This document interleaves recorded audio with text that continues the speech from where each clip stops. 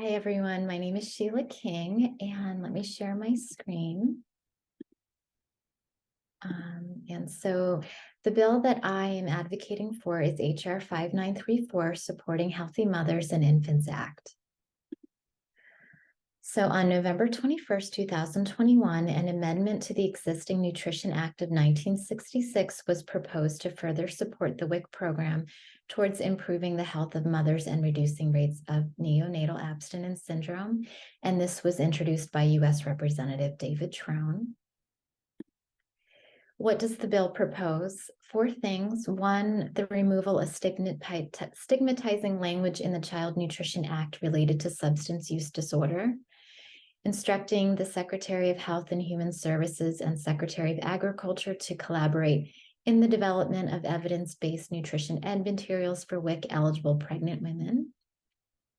Ensuring WIC conducts outreach to those who may be eligible for the program and are impacted by substance use disorder, and making nutrition ed and training materials developed available to state agencies through an online clearinghouse. Why is there a need for this bill to pass? Well, first, let's start with what substance use disorder is, which is a treatable mental disorder that affects a person's brain and behavior, leading to their inability to control their use of substances like legal or illegal drugs, alcohol, or medications. Data on maternal substance use disorder between 1999 and 2014, the number of pregnant women with opioid use disorder at labor and delivery more than quadrupled. The number of women with opioid-related diagnoses documented at delivery increased by 131% from 2010 to 2017, and approximately 7% of women reported use of prescription opioid pain relievers during pregnancy. Of those, 1 in 5 reported misuse.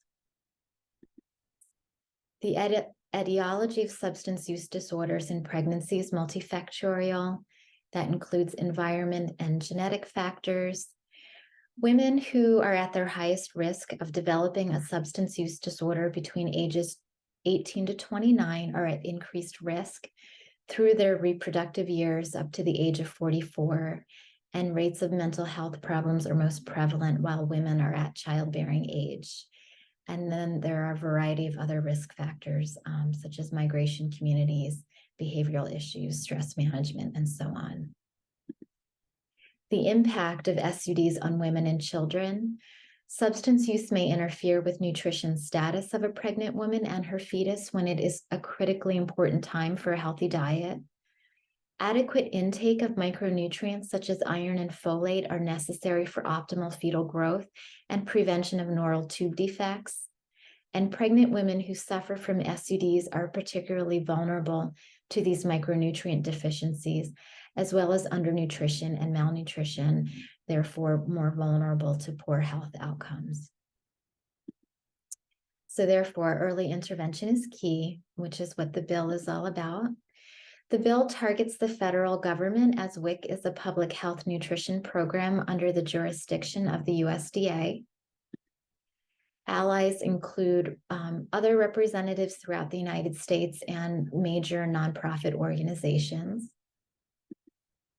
My personal attempt at advocating for this bill includes contacting my congressperson to educate her office and ask her to sponsor the bill, network through my professional network at WIC of Delaware County, and also post on my social media accounts to create awareness of the bill and how to support and advocate for it. Communication strategy and action. Creating a strong message is crucial to advocating for WIC and can mean all the difference to secure funding and policy advancement to improve WIC programs and outreach. The intention of the communication strategy to promote awareness, to rally together advocates, and motivate action to show support for the Supporting Healthy Mothers and Infants Act. So I would have 3 slides on my story.